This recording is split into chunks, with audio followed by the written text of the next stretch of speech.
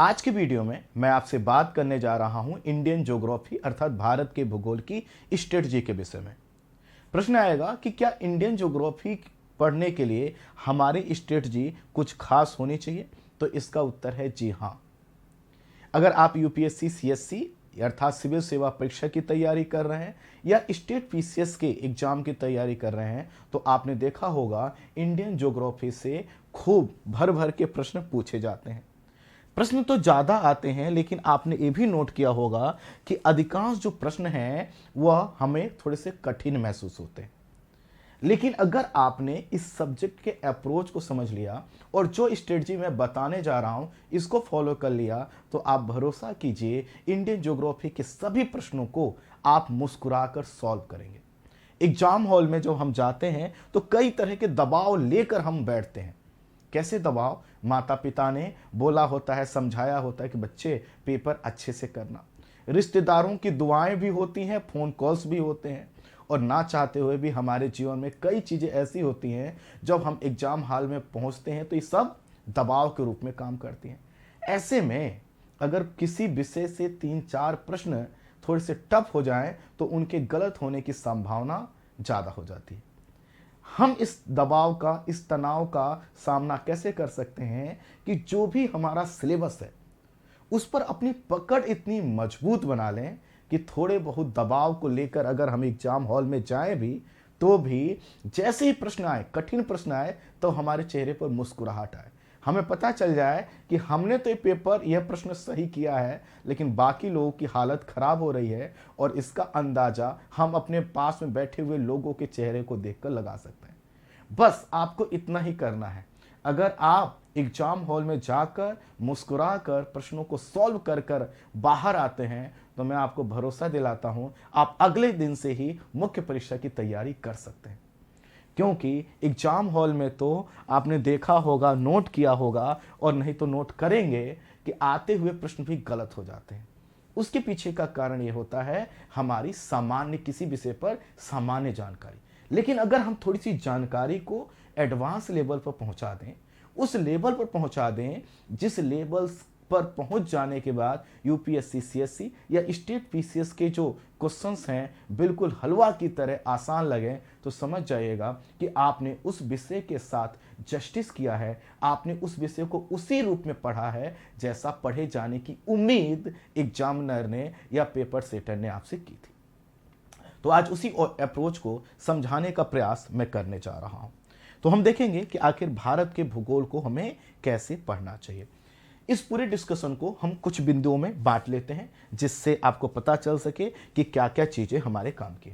सबसे पहले हम देखेंगे इंडियन ज्योग्राफी का इंपॉर्टेंस क्या है, अर्थात कितने क्वेश्चंस आते हैं। नंबर ऑफ क्वेश्चंस के आधार पर ही तो हम टाइम डिसाइड कर पाएंगे कि कितना टाइम हमें देना है। फिर देखेंगे कि आखिर इंडियन ज्योग्राफी का सिलेबस क्या है, और उसके बाद देखेंगे कि साइंटिफिक स्ट्रेटजी क्या होती है इंडियन ज्योग्राफी की पढ़ने की। क्योंकि आपने देखा होगा जब हम कुछ भी ऐसे उठा के बस पढ़ने लग जाते हैं तो बस हम पढ़ ही रहे होते हैं, हमारा आउटपुट बहुत कम होता है।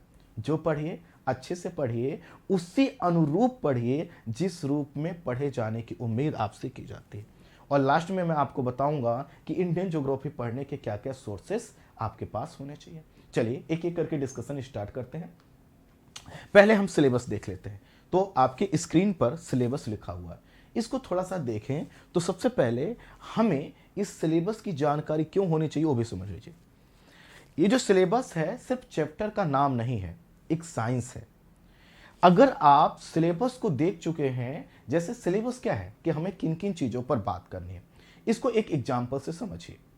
आप किसी से मिलने गए, है ना, वो ही सी कोई भी हो सकता है, और आपको अपने विषय में बताना है ना। आपके अपने विषय में बताने के लिए हजारों चीजें हैं, लेकिन कुछ ऐसी चीजें होंगी जहां से आप स्टार्ट करेंगे और जहां एंड करेंगे वो बहुत बेहतर होगा। किसी से मिलने गए और आपने इंप्रेशन बनाने के चक्कर में कुछ चीजें इधर से उधर, बड़ी बड़ी चीजें ऐसे ही फेंक दी।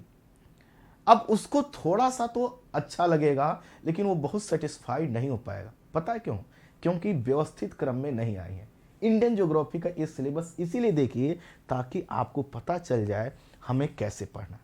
सिलेबस को देखेंगे तो भारत के सामान्य परिचय पहले हमें जानना चाहिए, फिर भारत की भूगर्भिक संरचना, फिर भारत का भू आकृति विभाग को देखना चाहिए, अपवाह तंत्र, जलवायु, मिट्टियां, प्राकृतिक वनस्पति, जीवमंडल, कृषि, है ना, बहुउद्देशीय परियोजनाएं, खनिज संसाधन, भारत के उद्योग, है ना, कंपनियां, फिर ठीक है जनजातियां, प्रजातियां, जनसंख्या, परिवहन, खाद्य सुरक्षा, नगरीकरण, है ना, ये सब मुद्दे हमारे सामने हैं।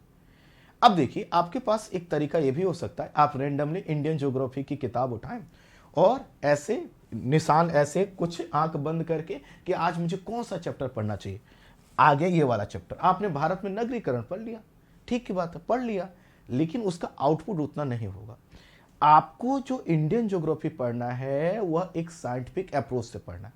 साइंटिफिक अप्रोच क्या होगा, इस बार सिलेबस को फिर से देख लीजिए, एक बार सिलेबस को फिर से देख लीजिए, फिर मैं आपको बताता हूं। तो सिलेबस है, आप देख सकते हैं, लगभग आपके पास 20 टॉपिक होते हैं और इन 20 टॉपिक से जो प्रश्न है वो देख लीजिए कितने आते हैं।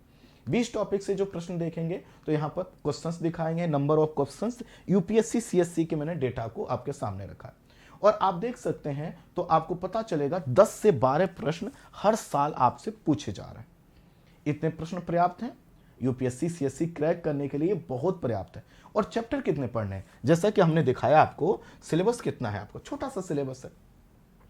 अगर यहां पर हमारी कमांड अच्छी हो गई तो हम क्या करेंगे, प्रीलिम्स को भी आसानी से क्रैक कर लेंगे और न सिर्फ प्रीलिम्स को बल्कि मुख्य परीक्षा में भी इंडियन ज्योग्राफी काफी मेजर रोल प्ले करता है। जैसा कि आपको पता है, सामान्य अध्ययन पेपर फर्स्ट, सामान्य अध्ययन पेपर फर्स्ट में टाइटल ही उसका क्या है, भारत एवं विश्व का भूगोल। तो स्वाभाविक है इसमें भारत का भूगोल अपने आप शब्द है, तो इसमें आपसे प्रश्न पूछे जाएंगे। ठीक इसी तरह से सामान्य अध्ययन पेपर थर्ड जो देखेंगे, इसमें एक टॉपिक है जैव विविधता, पर्यावरण, आपदा प्रबंधन। अब ये जो प्रश्न बनते हैं, चाहे जैव विविधता का प्रश्न हो या इन्वायरमेंट का प्रश्न हो या फिर आपदा प्रबंधन अर्थात डिजास्टर मैनेजमेंट का प्रश्न हो, वह इंडिया से जोड़कर बनता है। यहां पर भी क्या होगा, जो आपने इंडियन ज्योग्राफी अगर सही से पढ़ा है तो यहां पर भी आपके लिए हेल्पफुल होने वाला है। इसी तरह से अगर मैं कुछ इन बातों को कंक्लूड करूं तो इससे पता चलता है कि भारत के भूगोल पर अगर आपकी अच्छी पकड़ है तो प्रत्येक साल औसतन 100 से लेकर 120 नंबर के प्रश्न पेपर फर्स्ट और थर्ड को मिलाकर आप देख सकते हैं और कुछ जगहों पर मेंस में इस तरह से आपको भारत का भूगोल आपके लिए हेल्पफुल हो सकता है। तो काफ़ी हेल्पफुल है, अच्छे खासे प्रश्न पूछे जा रहे हैं, इसलिए इस टॉपिक पर हमारी जो पकड़ है वो काफ़ी अच्छी होनी चाहिए। जैसे जब अगर आप भारत के भूगोल को अच्छे से पढ़ेंगे समझेंगे तो इस क्रम में आप दरअसल क्या कर रहे होते हैं, विश्व के भूगोल का भी रिवीजन कर रहे होते हैं। कैसे, इसको इस रूप में समझिए। फिर से मैं एक बार सिलेबस दिखाता हूं ताकि चीज़ों को हम कोरिलेट कर सकें। जैसे कि मैंने ये कहा कि जब आप भारत की भूगर्भिक संरचना पढ़ेंगे तो क्या सिर्फ भारत की भूगर्भिक संरचना का यहां पर अध्ययन किया जाता, नहीं, इसको कंपेयर किया जाता है वर्ल्ड ज्योग्राफी में विश्व की भूगर्भिक संरचना, ये पृथ्वी की भूगर्भिक संरचना से, समझिएगा पॉइंट। ठीक इसी तरह से जब भारत की भू आकृति विभाग आप पढ़ते हैं तो इसी के साथ साथ आपको प्रादेशिक भूगोल अर्थात रीजनल ज्योग्राफी पढ़ना होता है। यहाँ पर देखते हैं भारत में कहाँ पर्वत, पहाड़, नदी, मैदान, तटीय क्षेत्र कहाँ पर क्या है, इसी चीज को हम रीजनल ज्योग्राफी में पूरे विश्व के संदर्भ में देख चुके होते हैं। इसी तरह से जब भारत का अपवाह तंत्र पढ़ेंगे तो पूरे विश्व के अपवाह तंत्र की बेसिक जानकारी आपके पास होनी चाहिए। जब आप भारत की जलवायु पढ़ेंगे तो भारत की जलवायु अलग थोड़ी है, वो विश्व की जलवायु का क्या है, एक हिस्सा है। इसका मतलब यह है, मेरा जो पॉइंट है वो ये है कि जब आप इंडियन ज्योग्राफी को अच्छे से पढ़ रहे होते हैं तो दरअसल आप क्या कर रहे होते हैं, विश्व के भूगोल को का भी रिवीजन कर रहे होते हैं या फिर उससे उसको इंटरलिंक कर रहे होते हैं। इन्हीं चीज़ों को मैंने मिलाकर आपको बताया कि अगर आप इंडियन ज्योग्राफी पर अपनी पकड़ को मजबूत कर लेंगे तो सिर्फ यह इंडियन ज्योग्राफी से डायरेक्ट आने वाले क्वेश्चन में आपके लिए हेल्पफुल नहीं होगा, बल्कि वर्ल्ड ज्योग्राफी के पॉइंट ऑफ व्यू से और यह जीएस पेपर थर्ड के पॉइंट ऑफ व्यू से भी काफ़ी ज़्यादा रिलेवेंट हो जाता है। ठीक है, चलिए अब प्रश्न आएगा कि सर कैसे पढ़ना चाहिए, ये भी बता दीजिए। पूरा डिस्कशन संक्षेप में हमने रखा है। सबसे पहले तो यह है कि इंडियन ज्योग्राफी अगर आप खुद से पढ़ रहे हैं तो आपको विश्व के भूगोल के बाद पढ़ना चाहिए। प्रश्न आएगा विश्व के भूगोल के बाद ही क्यों?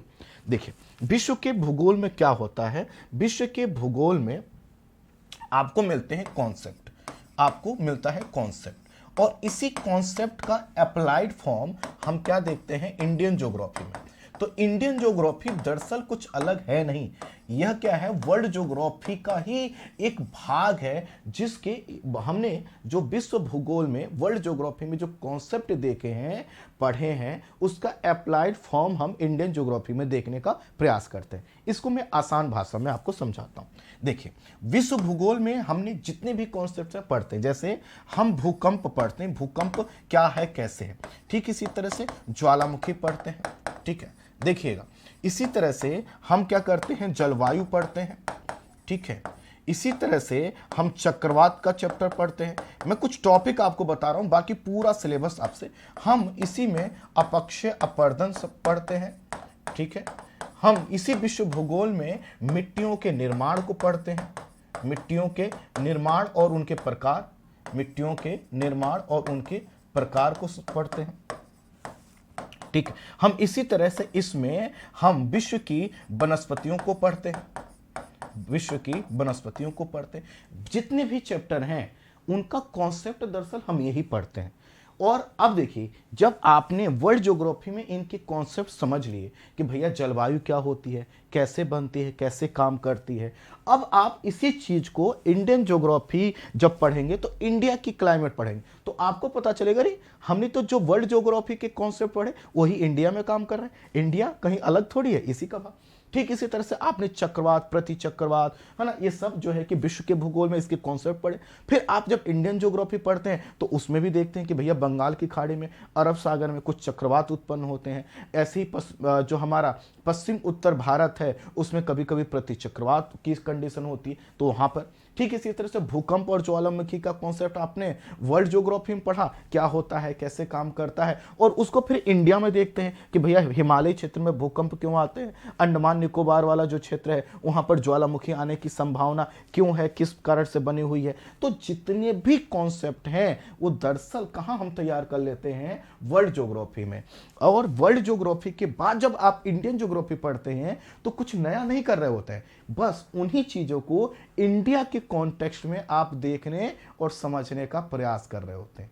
आई होप आप समझ पाए होंगे कि वर्ल्ड ज्योग्राफी के बाद इंडियन ज्योग्राफी क्यों पढ़ना चाहिए, क्योंकि वर्ल्ड ज्योग्राफी न सिर्फ इंडियन ज्योग्राफी का पूरा जो सिलेबस है उसका आधार तैयार कर देता है, बल्कि वह आप इस इंडियन ज्योग्राफी के पूरे सिलेबस का जो निचोड़ है, जो क्रक्स है, जो कॉन्सेप्ट है, उसका लगभग 60 to 70% एरिया को कवर कर चुका होता है। इसीलिए जब आप वर्ल्ड ज्योग्राफी के बाद इंडियन ज्योग्राफी के टॉपिक पढ़ेंगे तो आपको लगेगा बस हमें कुछ कुछ चीजों को इंडिया के कॉन्टेक्स्ट में बस जोड़ते चले जाना है, हमारा कॉन्सेप्ट पहले से बना हुआ है। और उस कॉन्सेप्ट के अप्लाइड फॉर्म को यहां पर चेक भी करते हैं कि वास्तव में हमने जो विश्व भूगोल में पढ़ा था क्या वह उसी रूप में कॉन्सेप्ट काम करता है कि नहीं। चलिए, ये प्रश्न का आई होप ये पॉइंट आपका क्लियर होगा। दूसरा, भूगोल के सिद्धांतों की व्यवहारिकता का परीक्षण।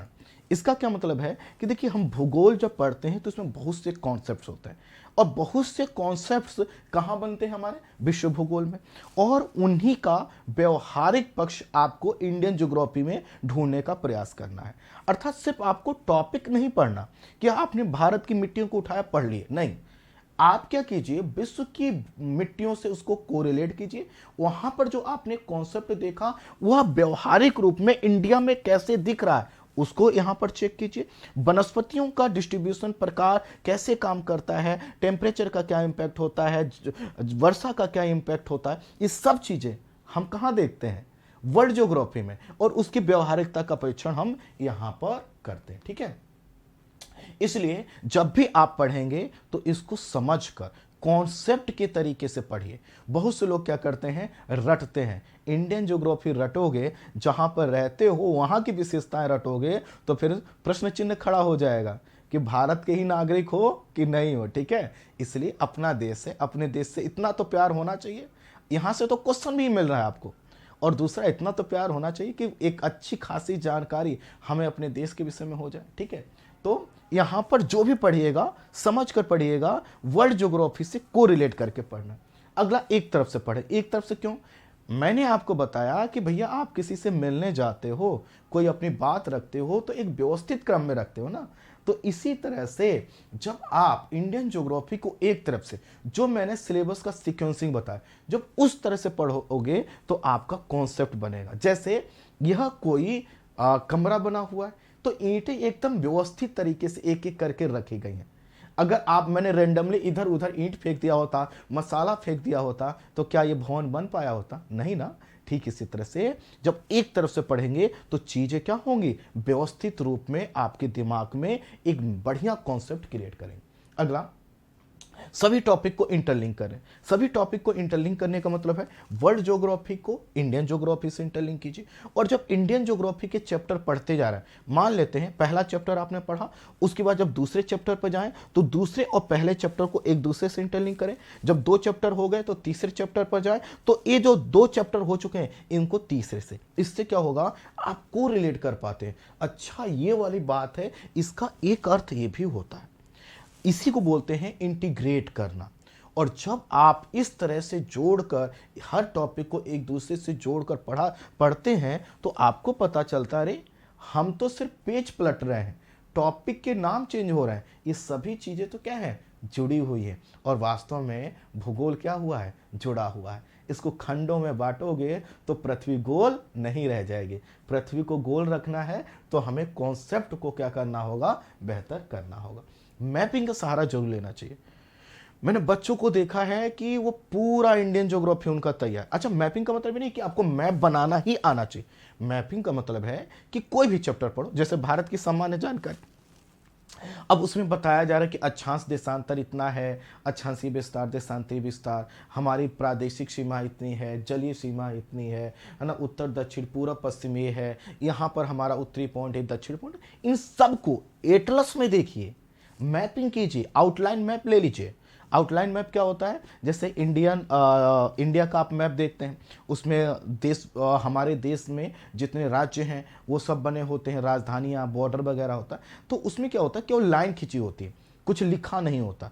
उसका सहारा लीजिए। हर चैप्टर में मान लेते हैं भारत की सामान्य जानकारी का एक आप मैप बना लीजिए, जो भी इंफॉर्मेशन है वो मैप पर ड्रॉ कीजिए। उससे क्या होगा कि आप जब दोबारा आपको कभी इंडियन ज्योग्राफी रिवाइज करना होगा, आपको टेक्स्ट नहीं पढ़ना होगा, सिर्फ आप उस मैप को पलटते हुए चले जाइए, फोटो की तरह देखते हुए चले जाइए। फोटो तो वैसे भी बहुत देखते हैं, यहाँ पर रील्स पर देखते हैं, इंस्टाग्राम पर, और जहाँ जहाँ आपको मिल जाता है वहाँ देख लेते हैं। तो कुछ फोटो जो आपके सपने के साथ है, जुड़ा हुआ है, जो आपको आगे बढ़ा सकता है, आपको दुनिया की सब चीज़ दे सकता है, उस फोटो को बनाइए। तो मैपिंग जरूर कीजिएगा। भारत का सामान्य जानकारी का एक हो जाए, मिट्टियों का हो जाए, वनस्पतियों का हो जाए, है ना, कहाँ पर कौन सी वनस्पति, कौन सी मिट्टी है, कौन सी नदियाँ हैं, मैपिंग का सहारा। मैपिंग नहीं सहारा लेंगे तो टेक्स्ट किसको याद रहता है, कितना याद करोगे, है ना। जो भी आप ये दिमाग याद करने वाली चीज़ें खाते हो, कुछ होगा नहीं। इसलिए साइंटिफिक तरीका है, मैपिंग कीजिए। जब मैप में थोड़ा सा मेहनत करेंगे, लिखने में खुद से, मैप में ड्रॉ करने का, चीज़ें दिमाग में छप जाती हैं। फिर कोई रात में आपसे ना 2 बजे रात को भी खूब गहरी नींद में सोए रहोगे, कोई फैक्ट पूछेगा, कोई कॉन्सेप्ट बताएगा, बिना आँख खोले बता दोगे आप। ठीक है। कुरुक्षेत्र करंट अफेयर्स योजना से इंटरलिंक करें। अब देखिए, ये जो मैगजीन है आपने देखा होगा, इसमें बहुत अच्छे अच्छे आर्टिकल आते हैं जो करंट इशू पर होते हैं। इन इशू से क्या होगा, ये मैगजीन से क्या होता है कि जब आप इनको पढ़ते रहते हैं ना, तो नए नए जो इशू आते हैं वह आपकी जो किताब है बहुत पहले लिखी जा चुकी है, 1 साल 2 साल पहले लिखी जा चुकी है, उसमें कुछ तो नया आ रहा होगा, तो आपको अपडेट मिलता है। और ये जो करंट वाले टॉपिक हैं, इनसे जुड़कर प्रश्न कई बार बनते रहे। तो चूंकि आप इसको पढ़ते ही, मैगजीन को तो वैसे भी आप पढ़ते हैं, पत्रिकाओं वैसे पढ़ते हैं, आप इसको इंडियन ज्योग्राफी से इंटरलिंक करते रहेंगे, उसकी इंफॉर्मेशन को इंडियन ज्योग्राफी के नोट्स में कुछ कुछ नोट करते रहेंगे, तो करंट भी तैयार होगा और आपके पास इंडियन ज्योग्राफी की एक शानदार जानकारी भी होगी। ठीक है। अगला काम जो लास्ट करना है वो P/Q। P/Q मतलब होता है प्रीवियस ईयर्स क्वेश्चन, पिछले साल के प्रश्नों को सॉल्व करते रहे। जैसे मान लेते हैं आपने 1 यूनिट या 4 टॉपिक पढ़ लिए, है ना, भारत के भूगोल के। अब उन 4 टॉपिक से अगर आपने पढ़ लिया एक बार, तो आपको क्या करना चाहिए, P/Q सॉल्व करना चाहिए। P/Q सॉल्व करने से क्या होगा कि जो 4 चैप्टर आपने पढ़े हैं वो चैप्टर सही से पढ़े हैं कि नहीं आपको पता चल जाएगा। अगर सभी पी बाई क्यू मुस्कुरा के सॉल्व कर रहे हो, अरे इतने इजी प्रश्न है, तो समझ जाना सही से पढ़ा है। इसके साथ और कर सकते हो, टेस्ट सीरीज भी ले लो कोई, है ना, और उस ऐसी टेस्ट सीरीज लो जिसमें यूनिट वाइज टॉपिक दिए गए हों और क्वेश्चन सॉल्व कर लो। वहाँ पी बाई क्यू से भी सॉल्व कर लिया आपने और इस तरह के क्वेश्चंस भी सॉल्व कर लिए। इसका मतलब क्या है, पढ़ने का तरीका आपका सही है, और जब पढ़ने का तरीका सही है फिर तो सब कुछ अच्छा ही होगा ना, फिर तो सेलेक्ट होने की पॉसिबिलिटी बढ़ गई। समझ विकसित करें, ना कि रटें, ये बहुत बड़ी बात है। मैं बच्चों से कहता हूँ मुझे थोड़ा सा भारत का मानसून समझा दो, तो कहते हैं यहाँ पर इतनी वर्षा होती है, ये शाखा, मैंने कहा ऐसे नहीं, कैसे कैसे एक एक स्टेप, कैसे हाई प्रेशर लो प्रेशर, कैसे कहीं पर वर्षा तो वहीं पर क्यों, उसके पीछे क्या सर वो हमको नहीं पता, हमने रट रखा। नहीं, रटना नहीं। अगर आप अधिकारी बनना चाहते हैं तो अप्रोच भी क्या होगा, अधिकारी वाला होगा ना। कौन रटता है, वनडे एग्जाम की तैयारी कर रहे हो क्या, वनडे एग्जाम की नहीं कर रहे हो, कर नहीं सर हम तो अधिकारी बनना चाहते हैं।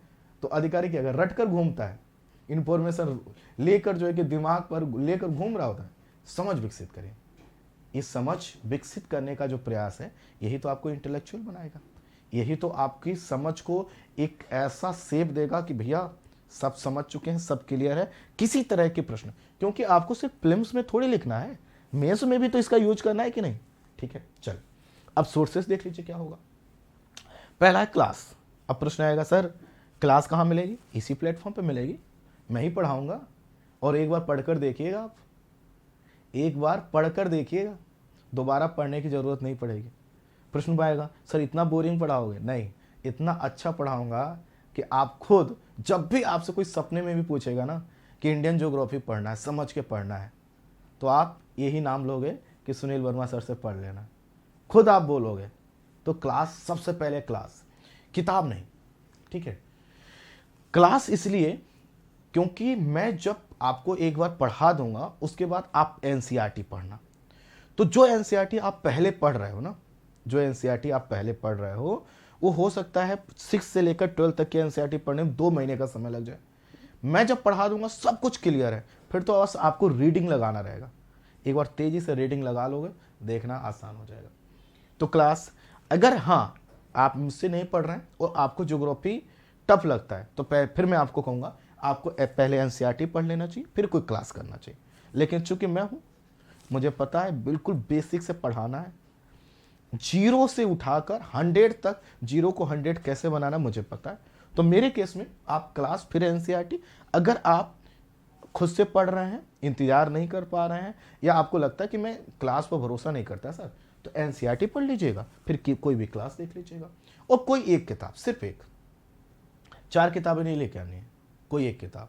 महेश बर्णवाल जी की किताब ले सकते हैं, एनसीईआरटी को ही सही से पढ़ लीजिए, खुल्लर साहब की किताब ले सकते हैं, है ना, जो भी आपको, कोई भी एक किताब जो आपके पास है, सिर्फ एक किताब। सब अच्छी है, 19-20 है, आप कितना अपने दिमाग पर जोर डालते हो इस पर है। कोई किताब खराब नहीं है, सब किताबों में एक ही जैसी चीज़ें लिखी हुई हैं, एक ही फैक्ट लिखे, बदल थोड़ी देंगे, कोई फैक्ट थोड़ी बदल देगा, कोई चेंज थोड़ी कर देगा, है ना। तो कोई भी एक किताब, और आपको मासिक पत्रिका, monthly magazine, down to earth Yojana और कुरुक्षेत्र लेती रहना है, और उसको उससे इंटरलिंक करना, बस इतना ही कर लीजिए। और इतना करके देखिए आपके लिए इंडियन ज्योग्राफी एकदम आसान हो चुका है, हलवा जैसा, खाते चलिए, है ना, और आगे बढ़ते चलिए।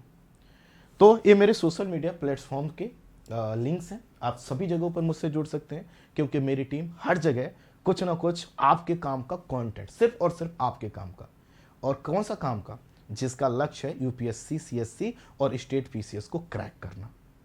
तो हर जगह पर आपको मेरी सूचनाएं, मेरी टीम की सूचनाएं, हमारे एजुकेटर के द्वारा कंटेंट मिलता है। तो जहां पर भी है रिजल्ट मित्र सर्च कीजिए, हर जगह मिलेगा, जुड़ जाइए। ठीक है, चलिए मिलते हैं नेक्स्ट क्लास में, नेक्स्ट वीडियो में, शानदार क्लास में। और इंडियन ज्योग्राफी भी स्टार्ट होने जा रहा है, प्लेटफॉर्म पर सभी जगह पर जुड़े रहेंगे, तो इससे फ़ायदा ये होगा कि आपको सूचनाएं मिल जाएंगी। हमारा नंबर भी है, आप देख सकते हैं, इसके माध्यम से भी हम लोग जुड़े रहेंगे। मिलते हैं नेक्स्ट क्लास में। Thank you so much, thank you so much, thanks.